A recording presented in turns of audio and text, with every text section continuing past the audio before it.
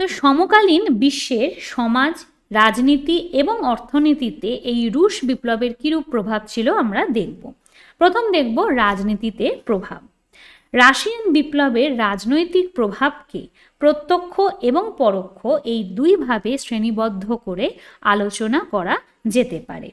1917 সালে রাশিয়ান বিপ্লবের জয়ের পর 1918 এবং 19 সালে জার্মানি এবং হাঙ্গেরিতে সমাজতান্ত্রিক বিপ্লবের প্রচেষ্টা লক্ষ্য করা যায়।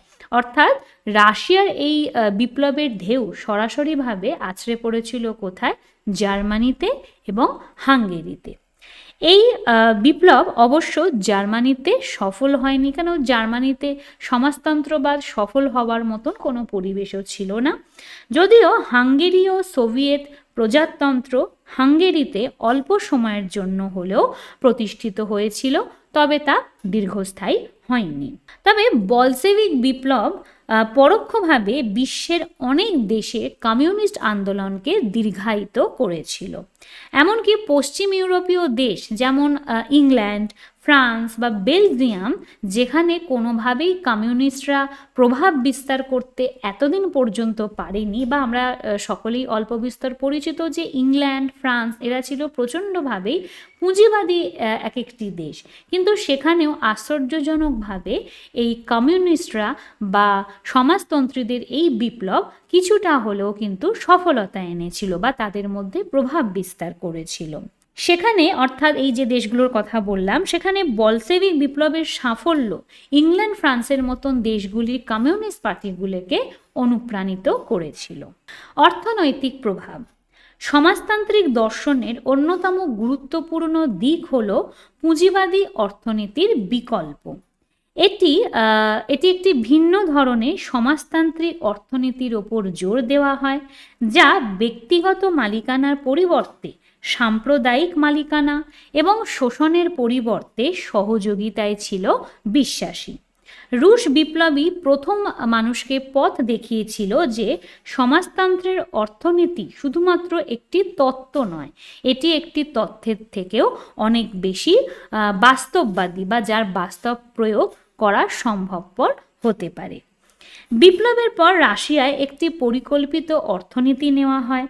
সমগ্র বিশ্বকে অবাক করে দিয়ে রাশিয়ার অর্থনীতি অল্প সময়ের মধ্যে বিশ্বের প্রথম সারির দেশগুলির মধ্যে উঠে আসতে শুরু করে। অর্থাৎ দেখো, আমরা যখন এই চ্যাপ্টারটা শুরু করি, আলোচনার শুরুতেই দেখেছিলাম যে সেই সময় রাশিয়া কিন্তু অর্থনৈতিক দিক থেকে অনেকটাই ছিল পিছিয়ে, কেন সেখানে শিল্পায়নও হয়েছিল অনেক পরে।